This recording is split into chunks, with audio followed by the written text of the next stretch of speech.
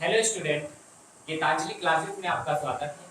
हमारा नाम है दीपक आर्य और आज हम पढ़ाने जा रहे हैं आपको हड़प्पा सभ्यता। हड़प्पा सभ्यता के बारे में हम पूर्णतः चर्चा करेंगे। इसकी जो वीडियो रहेगी आपकी लगभग 2 से 3 वीडियो हड़प्पा सभ्यता की रहेगी। इसमें हम आपको पूर्ण जानकारी देंगे और हड़प्पा सभ्यता की जो क्लास आपकी रहेगी इस प्रकार की रहेगी कि आप इसकी डीपली चर्चा कर पाएंगे। और आपको क्या करना है, आपको अपना एक नोट्स जरूर बनाना है जिसमें आपकी हड़प्पा सभ्यता अर्थात एशियन हिस्ट्री के बारे में आपको पूरा नोट्स हम बनवाएंगे। ठीक है, तो आपको यहाँ पर जो भी हमने लिखा है बोर्ड पर वो भी लिखना है और जिसके साथ साथ हम आपको अलग से कुछ पॉइंट वगैरह लिखाएंगे, आपको उनको भी लिखना है। तो जितने भी आने वाले एग्जाम हैं या इससे पहले प्रीवियस एग्जाम आपके हो चुके हैं उसमें जितने भी क्वेश्चन आपके रह चुके हैं, आपका कोई क्वेश्चन यहाँ से नहीं छूटेगा। हम आपको जितने भी प्रीवियस में, चाहे वो यूपी पीसीएस हो, चाहे आपका आईएएस हो प्री, चाहे आपका यूपी ट्रिपल एससी का कोई एग्जाम हो, अदर कॉम्पिटिशन का कोई भी एग्जाम हो, जिसमें भी आपका हड़प्पा सभ्यता से क्वेश्चन रहेगा वो यहाँ से आपका नहीं छूटेगा। हम इस प्रकार से आपको पढ़ाएंगे, लेकिन आपको अपनी तैयारी इस तरह से करनी है कि आप हमारे साथ में नोट्स बना करके जरूर चलिए। ठीक है, तो आइए आज चर्चा करते हैं आपकी हड़प्पा सभ्यता। सबसे पहले हम आपको बता दें कि हड़प्पा सभ्यता जो आपकी रही है ये कितनी विस्तृत रूप से इसके बारे में हम आज चर्चा कर रहे हैं। तो भारत में इसका कहां से और किस प्रकार से इसका उत्खनन हुआ है इसके बारे में भी हम चर्चा करेंगे। हमने जो यहाँ पे जो पॉइंट्स वगैरह लिखे हैं इसके बारे में भी हम पूर्णतः चर्चा करेंगे। ठीक है, तो चलिए चलते हैं। सबसे पहले हम यहाँ पर एक पॉइंट लिखा है हमने कि भारत में पार्क ऐतिहासिक स्थलों के बारे में कौन चर्चा करता है। तो इसके बारे में जो उत्खनन की चर्चा करते हैं और जो इसको खोजता है इसका नाम है आपका भारतीय पुरातात्विक एवं सर्वेक्षण विभाग। क्या नाम है इसका? भारतीय पुरातात्विक सर्वेक्षण विभाग। अर्थात हम चर्चा करें कि भारतीय पुरातात्विक सर्वेक्षण विभाग की स्थापना किसने की है, अर्थात इसका जन्मदाता कौन है। तो इसके जन्मदाता की चर्चा के बारे में बात करते हैं तो भारत में इसके जो जन्मदाता कहलाते हैं वो है अलेक्जेंडर कनिंघम। अलेक्जेंडर कनिंघम ने तो यहाँ पर इसकी जो पुरातात्विक आपका सर्वेक्षण विभाग है इसके बारे में चर्चा की है, लेकिन इसकी नींव रखने वाले जो है भारतीय पुरातात्विक विभाग की जो नींव रखने वाले व्यक्ति हैं उनका नाम है लॉर्ड कर्जन। क्या नाम है उनका? Lord Curzon. और लॉर्ड कर्जन जी ने जब इसकी भारतीय पुरातात्विक विभाग की नींव रखी थी उसी समय जो महानिदेशक बनाए गए थे इसके, इनका नाम था जॉन मार्शल जी। इनका क्या नाम था? John Marshall. क्या नाम था इनका? John Marshall. तो हम इसके बारे में चर्चा करते हैं कि क्या हड़प्पा सभ्यता पहले नाम दिया गया था या फिर सिंधु सभ्यता पहले नाम दिया गया था, इसका नामकरण किस प्रकार से हुआ था, तो इसके बारे में भी हम यहाँ पर देख लेते हैं। सबसे पहले हम देखते हैं यहाँ पर हड़प्पा सभ्यता की खोज किसने की थी। तो हड़प्पा सभ्यता की खोज करने वाला जो व्यक्ति था वो था सबसे पहले दयाराम साहनी। और दयाराम साहनी जी ने जब इसकी खोज की थी उस समय जो सन है इसका 1921 में इसकी खोज की थी। इसी के बाद आते हैं आपके राखलदास बनर्जी। राखलदास बनर्जी ने जब मोहनजोदाड़ो की खोज की तो उस समय जो सन था वो अगले साल में ही इसकी खोज कर दी गई थी। 1922 में इसकी खोज कर दी गई थी। लेकिन नामांकन किस प्रकार से पड़ा इसके बारे में आज हम चर्चा करते हैं। तो नामांकन एक आप हेडिंग डालेंगे यहाँ पर नामांकन। ठीक है, तो नामांकन की चर्चा करते हैं। तो यहाँ पर जैसे हड़प्पा सभ्यता का नाम कब इसको दिया गया, तो सबसे पहले जो नगर खोजा जाने वाला था आपका हड़प्पा सभ्यता में, सबसे पहला नगर खोजे जाने वाला था आपका हड़प्पा, जहां से इस सभ्यता का नाम हड़प्पा सभ्यता रखा गया। बात समझ में आई? ठीक है, तो हड़प्पा सभ्यता जो नाम रखा गया किसके नाम पर रखा गया? सबसे पहले कौन सा नगर खोजा गया? हड़प्पा नगर खोजा गया। तो किसने खोजा था? 1921 में दयाराम साहनी ने खोजा था। ठीक है, चलिए चलते हैं नेक्स्ट। फिर आया आपका सिंधु सभ्यता, जिसे हम हड़प्पा सभ्यता को ही सिंधु सभ्यता भी कह देते हैं। लेकिन सिंधु सभ्यता इसका नाम किस प्रकार से पड़ा, तो आप देखेंगे सिंधु नदी के जो आसपास का क्षेत्र है, आप अगर भारत में देखेंगे जो सिंधु का क्षेत्र है आपका जम्मू कश्मीर से जो आपकी सिंधु नदी होकर के जाती है पाकिस्तान में, तो वहां पर देखा गया कि जो सिंधु नदी है, सिंधु नदी के जो आसपास का जो क्षेत्र है, वहां पर जो लोग रह रहे हैं, जो केंद्रित लोग रह रहे हैं, यहाँ पर वो सिंधु नदी के आसपास ज्यादा रहते थे, लोग अधिक रहते थे, यहीं पर अपना जो जीवन यापन करते थे, ज्यादा लोग वो सिंधु नदी के आसपास के क्षेत्र में ही रहते थे। तो इस सभ्यता का नाम हड़प्पा सभ्यता के बाद इसी का नाम सिंधु घाटी सभ्यता रखा गया। ठीक है, तो इसी सभ्यता का नाम क्या रखा गया, सिंधु घाटी सभ्यता रखा गया। ठीक है, फिर इसे कहते हैं कि ये कांस्य युगीन सभ्यता रही होगी। क्या नाम कहते हैं इसे, कि ये कांस्य युगीन सभ्यता रही होगी। तो किस प्रकार से इसका पता चलता है कि ये कांस्य युगीन सभ्यता रही होगी, तो आप इसके बारे में जानेंगे। तो इस सभ्यता में सबसे पहले देखा गया जो खोजा जाने वाला जैसे तांबा और टिन था, तो दोनों को मिलाकर के इसमें जो बनता है आपका कांस्य बनता है। अगर आप तांबा प्लस टिन को मिलाकर के कोई धातु बनाते हैं तो वो बनती है आपकी कांस्य। ठीक है, तो आपकी तांबा प्लस टिन मिलाकर के कौन सी धातु बनती है, कांस्य धातु बनाई जाती है। तो इस सभ्यता को कांस्य युगीन सभ्यता भी कहा जाता है। क्या कहा जाता है इस सभ्यता को, कांस्य युगीन सभ्यता भी इसी का नाम दिया गया है। ठीक है, चलिए नेक्स्ट पॉइंट, इसे कहते हैं हम प्रथम नगरीय सभ्यता। क्या कहते हैं इसको हम, प्रथम नगरीय सभ्यता।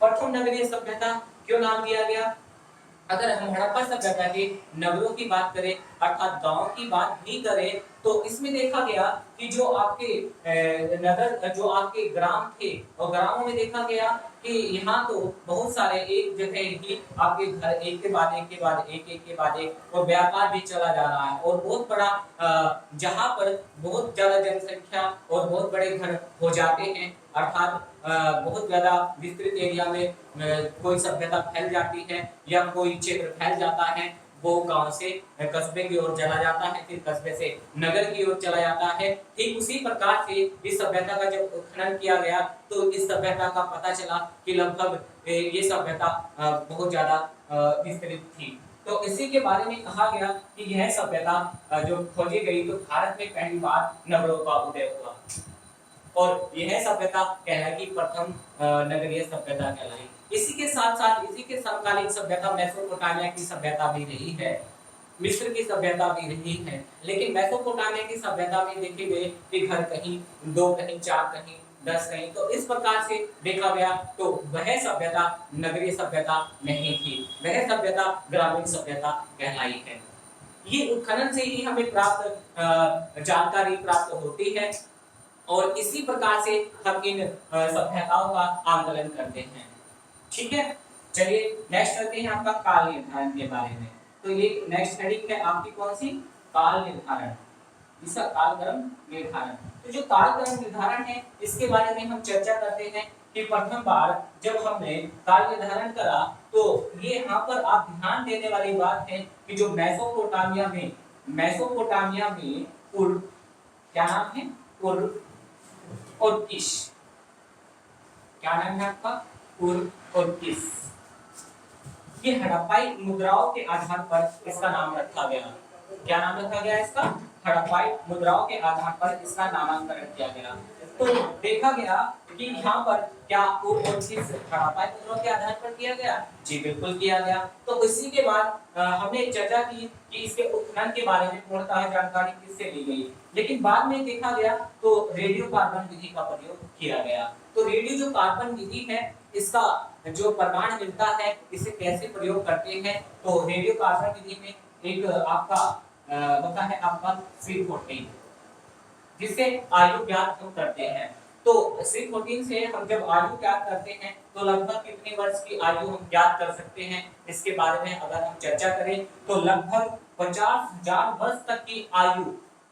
अगर आपको किसी भी उत्खनन के बारे में चर्चा करनी हो और उत्खनन के बारे में उसकी आयु ज्ञात करनी हो, तो जैसे आप देखते हैं कोई पत्थर या फिर कोई आपका मनका मिल जाता है, कोई आपका बाट मिल जाता है, कोई आपकी तोप मिल जाती है, कहीं से आपकी सोने की धातु मिल जाती है, तो आप पता लगाना चाहते हैं कि मिट्टी में दबी हुई धातु हमें मिली है, चाहे कहीं से हल मिल जाते हैं या किसी प्रकार के आपके ठीकरे मिल जाते हैं, कोई आपकी टेराकोटा की मिट्टी उत्पन्न होती है कि ये घड़े मिल जाते हैं, कहीं से हड्डियां प्राप्त हो जाती हैं, तो आपको उनकी आयु ज्ञात करने के लिए किस विधि का प्रयोग करना होता है। कम से कम अगर वो 50,000 साल तक की पुरानी कोई चीज है तो इसकी आप C14 के द्वारा आयु ज्ञात कर सकते हैं कि यह जो धातु है कितने साल पुरानी है।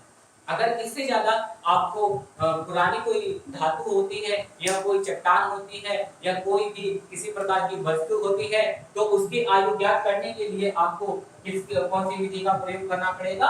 यूरेनियम विधि का प्रयोग आपको करना पड़ेगा। कौन सी विधि का प्रयोग करना पड़ेगा आपको? यूरेनियम विधि का प्रयोग करना पड़ेगा। तो याद रखना है आपको, अगर 50,000 वर्ष से अधिक पुरानी कोई वस्तु हो तो वहां आपको जिस विधि का प्रयोग करना पड़ेगा वो यूरेनियम विधि का प्रयोग करना पड़ेगा। अगर इससे कम पुरानी हो तो वहां आप C14 या C12 अर्थात कार्बन डेटिंग करके उसकी आयु ज्ञात कर सकते हैं। बात समझ में आई? तो इसी प्रकार से हम आयु ज्ञात करते हैं। जैसे हम निकालते हैं पृथ्वी की आयु, तो पृथ्वी की आयु देखा जाता है कि यहाँ पे 50,000 साल पुरानी है, तो इसे देखा जाता है कि किससे आयु ज्ञात करेंगे? यूरेनियम विधि से आयु ज्ञात करेंगे। आप किसी चट्टान की आयु ज्ञात करनी हो तो वहाँ पे अगर वो 50,000 साल पुरानी है तो यूरेनियम विधि का प्रयोग हम कर लेते हैं। आइए चलते हैं अब आपकी हड़प्पा सभ्यता के निर्माता के बारे में। कि हड़प्पा सभ्यता के निर्माता के बारे में यहाँ हम जानने की कोशिश करेंगे कि यहाँ पर जो निर्माता हैं आपके, वो हड़प्पा सभ्यता के जो लोग रहे हैं वो भारत में कहाँ पर रहे हैं, किस प्रकार से रहे हैं, आज उन्हें क्या कहते हैं, और वो जो प्रजाति है भारत में आज बसी है या नहीं बसी है, उसके बारे में यहाँ पर हम चर्चा कर लेते हैं। चलिए आपको हेडिंग डालनी है यहाँ पर हड़प्पा सभ्यता के निर्माता। क्या हेडिंग डालनी है आपको? हड़प्पा सभ्यता के निर्माता।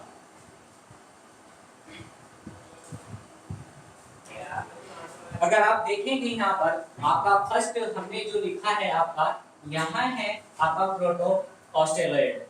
प्रोटो ऑस्ट्रेलॉइड तो एक नंबर तो आपका ये रहेगा प्रोटो ऑस्ट्रेलॉइड, और दूसरे नंबर पे आपका आता है भूमध्य सागरीय, और तीसरे नंबर पे आता है आपका मंगोलॉइड, और चौथे नंबर पे आता है आपका अल्पाइन। तो ये एक जो प्रजाति है, ये जो आप देख रहे हैं, ये जो हमने चार लिखी है, ये क्या है? ये प्रजाति है। अर्थात यहाँ जो हड़प्पा सभ्यता में प्रजाति रहती थी वो चार प्रकार से रहती थी। इसके बारे में हम चर्चा करते हैं। सबसे पहले हम देखेंगे जो प्रोटो ऑस्ट्रेल है ये कहाँ पर रहते थे। तो इनके बारे में अगर हमने अभी चर्चा की थी कि जो सिंधु नदी का जो क्षेत्र था, अर्थात चाहे वो पाकिस्तान में हो चाहे वो आपका भारत के क्षेत्र में हो, तो यहाँ पर जो इसके किनारे अर्थात इसके आसपास के क्षेत्र में रहने वाली जो प्रजाति थी उसको कहा जाता था प्रोटो ऑस्ट्रेलियन। ठीक है, क्या कहा जाता था उसको? प्रोटो ऑस्ट्रेलियन उसको कहा जाता था। तो आज इस प्रजाति को क्या कहते हैं? आज इस प्रजाति की जो सिंधु नदी के आसपास के क्षेत्र में रहती थी, ये आज कहां पर आकर के बस गई, इसके बारे में अगर हम चर्चा करेंगे तो आज ये SC/ST के रूप में जो जाति है, प्रजाति है, ये आपकी मध्य भारत में आकर के बस गई। कहां पर आकर के बस गई? ये आज आकर के आपके मध्य भारत में आकर के बस गई। ठीक है, तो आज जो प्रोटो ऑस्ट्रेल जनजाति है, जो हड़प्पा सभ्यता की जो प्रजाति है, वो SC और ST के रूप में कहां पर रहती है? मध्य भारत में आपके रहती है। ठीक है, सेकंड नंबर पे आती है आपका भूमध्य सागरीय। भूमध्य सागरीय के जो आसपास का भूमध्य सागर का जो क्षेत्र था उसके आसपास में जो प्रजाति रहती थी वो आज कहां पर आकर के बस गई है? जो हड़प्पा सभ्यता में इसके पास रहती थी भूमध्य सागर के क्षेत्र में, वो आज दक्षिण भारत में आकर के बस गई। कहां पर आकर के बस गई? दक्षिणी भारत में आकर के बस गई। जैसे आपका कुछ क्षेत्र यहाँ पर जो दक्षिणी भारत का क्षेत्र है आपका आंध्र प्रदेश में भी आकर के बसे हुए बसती है। थोड़ा अगर आप देखेंगे यहाँ पर कर्नाटक का क्षेत्र जैसे गोवा का क्षेत्र है, यहाँ पर भी आकर के बसी हुई है। ठीक है, आज जो तेलंगाना है वहां पर भी ये प्रजाति आपको मिल जाएगी। नेक्स्ट आपका मंगोलॉयड, जो मंगोलॉयड प्रजाति है आपकी, ये हिमालय के क्षेत्र में रहने वाली प्रजाति है, अर्थात जो हिमालय पर्वत श्रेणी है उसके आसपास के क्षेत्र में रहने वाली आपकी प्रजाति थी। जैसे आप जम्मू कश्मीर की बात करें, या फिर आप श्रीनगर की बात करें, या फिर आप उत्तराखंड का उत्तरी क्षेत्र की बात करें, या फिर आप सिक्किम की बात करें, या फिर अरुणाचल प्रदेश की बात करें, तो यहाँ का जो क्षेत्र है आप अरुणाचल तक आपका हिमालय जो आपकी श्रेणी जाती है, पश्चिम से पूरब की ओर जो जाती है, उसकी बात करें तो यहाँ पर जो प्रजाति रहने वाली है वो कौन सी थी? आपकी मंगोलॉयड प्रजाति की श्रेणी की। ठीक है, तो इसी के बारे में हम चर्चा करते हैं। आज भी जो प्रजाति रहती है ये हिमालय क्षेत्र के श्रेणी में ही आपकी प्रजाति रहती है। ठीक है, नेक्स्ट आपका आता है आपका अल्पाइन। अल्पाइन जो प्रजाति मिलेगी आपको, ये मिलेगी आपको जैसे गुजरात का क्षेत्र है आपका, मध्य प्रदेश का क्षेत्र है आपका, कर्नाटक का क्षेत्र है, तो इस प्रकार के क्षेत्र में कौन सी प्रजाति आपको मिलेगी? गुजरात का क्षेत्र आपका, मध्य प्रदेश का क्षेत्र आपका, महाराष्ट्र का क्षेत्र, कर्नाटक का क्षेत्र, इसमें आज ये प्रजाति देखने को मिल जाती है। उस समय ये प्रजाति गुजरात के क्षेत्र में भी रहती थी, उसी का अंश आज यहाँ पर बसा हुआ है। ठीक है, चलिए चलते हैं नेक्स्ट हेडिंग आपका विदेशी उद्भव का मत। ये क्या है आपका? विदेशी उद्भव का मत। इसका तात्पर्य क्या है कि जो विदेशी है वो क्या कहते हैं कि आपकी हड़प्पा सभ्यता किस प्रकार से कहां से रही है, किस प्रकार से इसका उत्खनन हुआ है, किस प्रकार से इसको बताया है।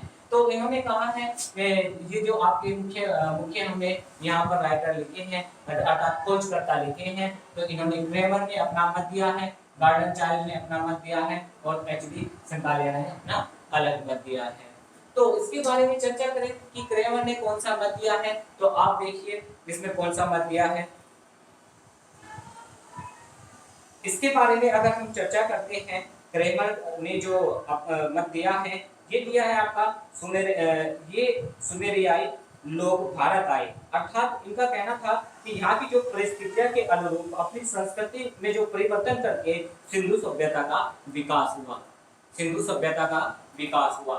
ठीक है, इसी के बाद आपका गार्डन चाइल्ड जी कहते हैं कि मेसोपोटामिया के जो लोग हैं उन्होंने बताया है कि ये जो नवीन पृष्ठभूमि में अपनी संस्कृति का जो आरोपण किया है, और उसी के जो दुर्गति के विकास के रूप में ही इसकी जो संकलना है वो आपकी उत्पन्न हुई। ठीक है, और नेक्स्ट आपका जो है एचडी संतालिया जी, इन्होंने बताया है कि यहाँ पर जो बलूचिस्तान के आपके जो प्राप्त है उत्खनन, जो चबूतरे के ऊपर आने वाले जो संकर प्रजाति है उसके रूप में भी इन्होंने यहाँ पर बताया है। और एचडी जो संतालिया है इन्होंने ये भी बताया है कि जो मेसोपोटामिया की सभ्यता है और आपकी हड़प्पा सभ्यता है, इसके बारे में इन्होंने बताया है कि कौन सी सभ्यता किस प्रकार से रही होगी। तो इन्होंने बताया है कि आपकी जो हड़प्पा सभ्यता है और मेसोपोटामिया की सभ्यता है कि एक नगरीय सभ्यता थी, और एक क्या सभ्यता थी आपकी मेसोपोटामिया सभ्यता एक ग्रामीण सभ्यता थी। इसके बारे में उन्होंने चर्चा भी की है कि यहाँ पर जो कच्चे घर थे, मेसोपोटामिया में जो कच्चे घर थे अर्थात कच्ची ईंटों से बने घर थे, वो कच्चे थे, और जो आपकी हड़प्पा सभ्यता के बारे में बताया कि पक्की ईंटों से बने हुए घर थे। तो इसके बारे में उन्होंने यहाँ पर तुलना की है। ठीक है, चलिए नेक्स्ट चलते हैं आपका स्वदेशियों का मन। स्वदेशियों का मन जो कहते हैं फील्ड सर्विस भी अपना मत देते हैं, और अलमानंद घोष भी अपने अलग अलग मत देते हैं। ठीक है, इनके बारे में बस यही चर्चा आता है कि स्वदेशी मत किसने दिए हैं और आपके विदेशी मतों की चर्चा किसने की है, ये आपके मिलान में आ जाते हैं। ठीक है, आपका नेक्स्ट आता है आपका विस्तार। तो विस्तार के रूप में चर्चा करेंगे कि विस्तार कहां से कहां तक रहा, तो हम ये थोड़ा रफ कर देते हैं, इसके बारे में यहाँ पर हम चर्चा करेंगे।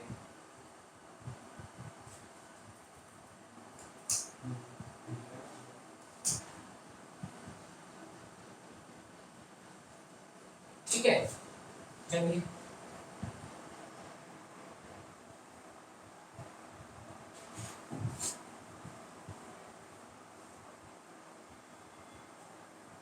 आपको क्या करना है, पेन और कॉपी से लेकर के अपने पास बैठना है और उस पर लिखना है, सारी की सारी डिटेल्स आपको लिखनी है। ठीक है, चलते हैं पहले विस्तार। विस्तार के बारे में चर्चा करते हैं यहाँ पर।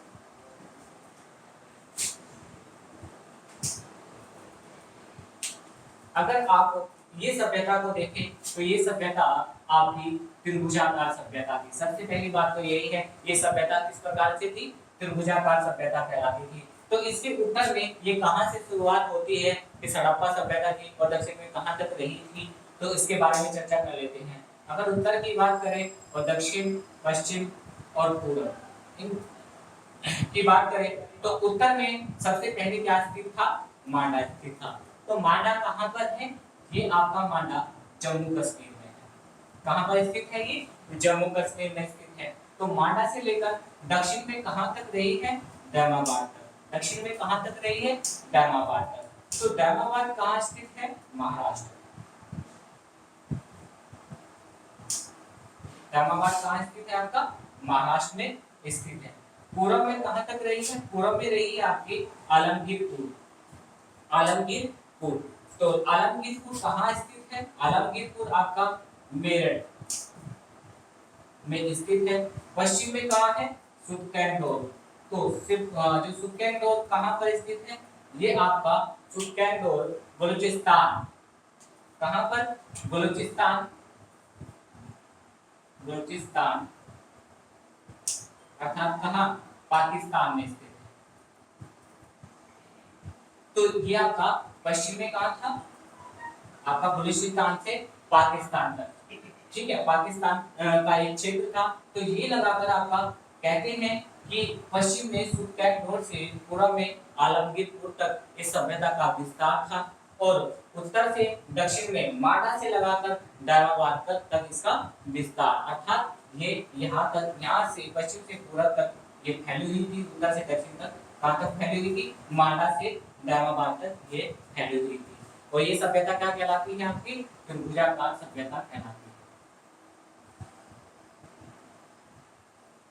त्रिभुजाकार सभ्यता,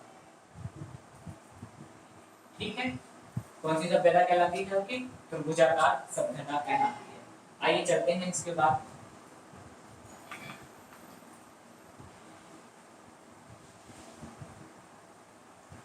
इसी के बाद आपका आता है नगर।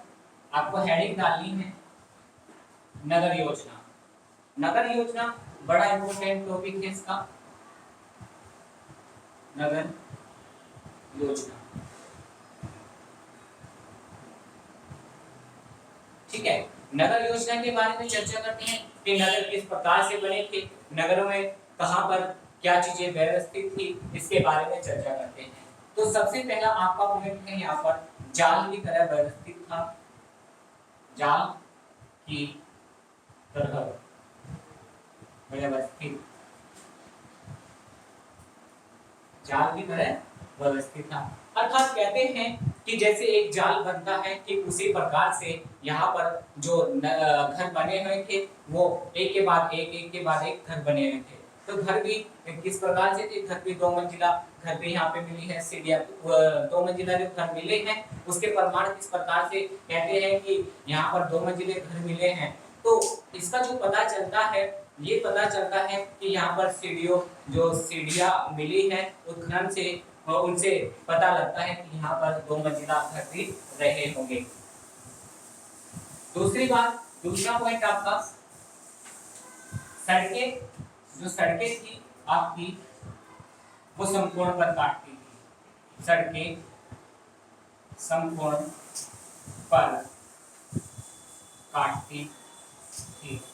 तो सड़कें इस प्रकार से थी कि एक दूसरे को समकोण पर काटती थी, एक दूसरे को समकोण पर काटती थी। ये कह लीजिए आप, जैसे आप कोई चौराहा ले लीजिए, तो चौराहा क्या करते हैं कि इधर से भी अगर लोग आएंगे, इधर से भी आएंगे, इधर से भी आएंगे, दोनों तरफ से अगर लोग आएंगे तो क्या कहेंगे, जैसे आपकी मुजफ्फरनगर में आप चर्चा करेंगे तो शिव मूर्ति की एक उदाहरण ले लेते हैं कि वहां पर चारों तरफ से अगर लोग आएंगे तो चौराहा अगर होता है तो वहां पर भीड़ बहुत ज्यादा हो जाती है। तो इसी से कहते हैं कि जो सड़कें हैं एक दूसरे को समकोण पर काटती है, ठीक है। तो ये व्यवस्था भी यहाँ पर मिली है देखने को, इस सभ्यता में, नगर योजना में। दूसरी बात, यहाँ पर तीसरा पॉइंट आपको लिखना है, यहाँ पर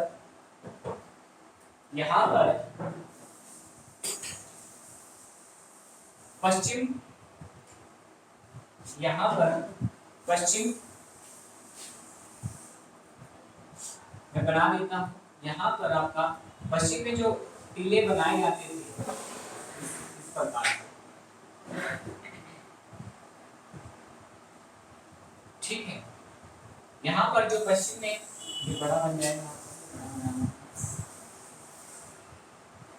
इस प्रकार से। तो जो यहाँ पर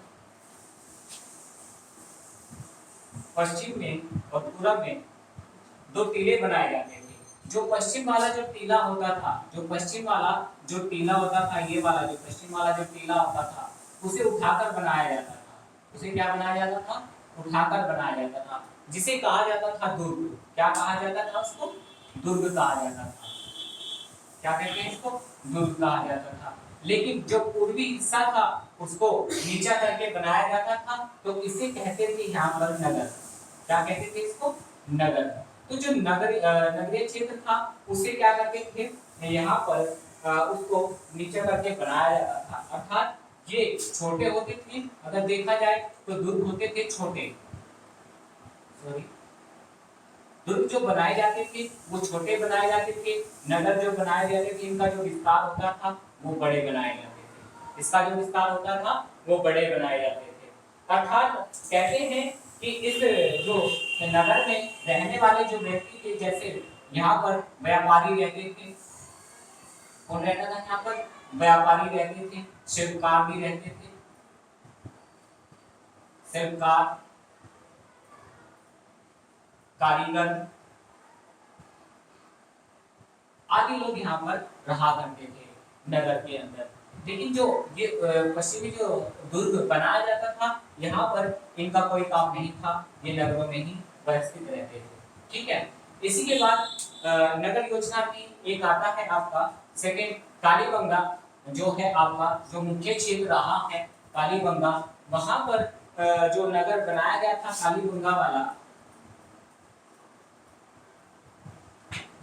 कालीबंगा में जो नगर बनाया गया था, वहां पर जो रक्षा के लिए प्राचीर अर्थात जो दीवारें होती है वो दीवारें नहीं बनाई गई थी। जैसे एक नगर बनाया जाता था उसके चारों तरफ दीवारें होती थी, लेकिन यहाँ पर इस प्रकार की कालीबंगा में कोई दीवारें नहीं थी, अर्थात प्राचीर युक्त था। क्या था? कालीबंगा प्राचीर युक्त था। ठीक है। चलिए आगे बात करते हैं। प्राचीर सॉरी कालीबंगा में क्या थी? दीवारें प्राचीर युक्त था, अर्थात यहाँ पर प्राचीर बनाई जाती थी।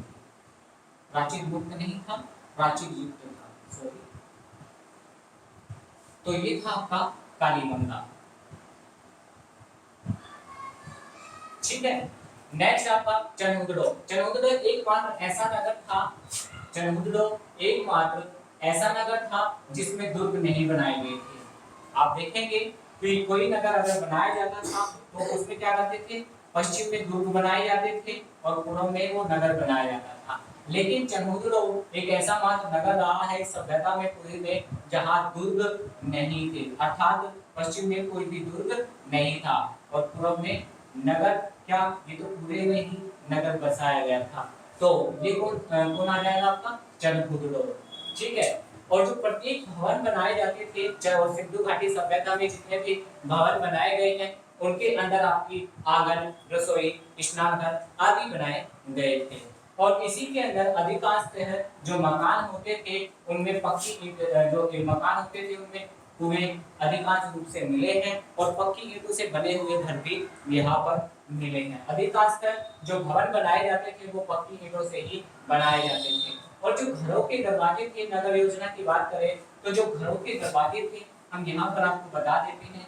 जैसे जो घर होते थे आपके, मान लीजिए यहाँ पर एक घर है, यहाँ पर एक घर है, यहाँ पर एक घर है, तो इस प्रकार से क्या होती थी? जो मेन सड़क होती थी, मेन सड़क पर जो मेन आपकी सड़कें होती थी वहां पर दरवाजे वहां पर दरवाजे नहीं खुलते थे। इसका मतलब क्या है? अर्थात दरवाजे को जो गेट घरों के जो गेट खुलते होंगे वो किधर को खुलते हैं? वो गलियों के बाहर की ओर खुलते थे, अर्थात जो गलियां होती थी उनमें दरवाजे खुलते थे। जो मेन सड़क पर कोई भी दरवाजा नहीं खुलता था। बात समझ में? यहाँ पर हमने एक पॉइंट भी लिखा है कि जो घरों के दरवाजे थे वो सड़कों पर नहीं खुलते थे, अर्थात कहाँ खुलते थे? वे गलियों में खुलते थे। और जो आपकी इस सभ्यता में ईंटें अधिकांश का प्रयोग की गई है, वो जो ईंटें हैं उनका जो अनुपात है लगभग 4:2:1 में ईंटों का प्रयोग किया गया है। 4:2:1 में ईंटों का प्रयोग यहाँ पर किया गया है।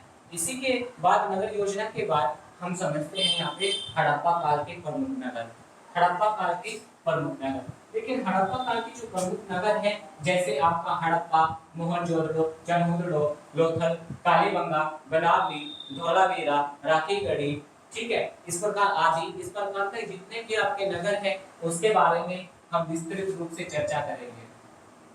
ठीक है, विस्तृत रूप से हम चर्चा करेंगे, लेकिन यह चर्चा आपकी नेक्स्ट वीडियो में होगी, क्योंकि ये जो नगर है और आपके हड़प्पा सभ्यता के जो नगर है, आपके जो प्रमुख नगर हैं, इनसे क्वेश्चन बहुत ज्यादा पूछे जाते हैं।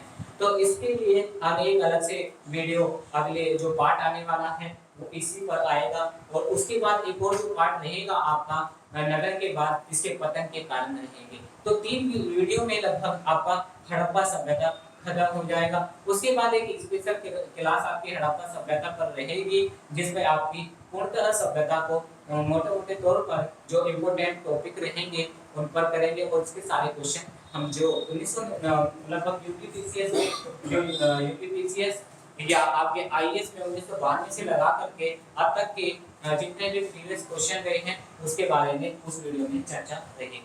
तो ठीक है, अपनी आप नोटबुक पे सारे क्वेश्चन लिखिए और अच्छे से नोट्स बनाइए। ठीक है, आज के लिए इतना ही। धन्यवाद फ्रेंड्स।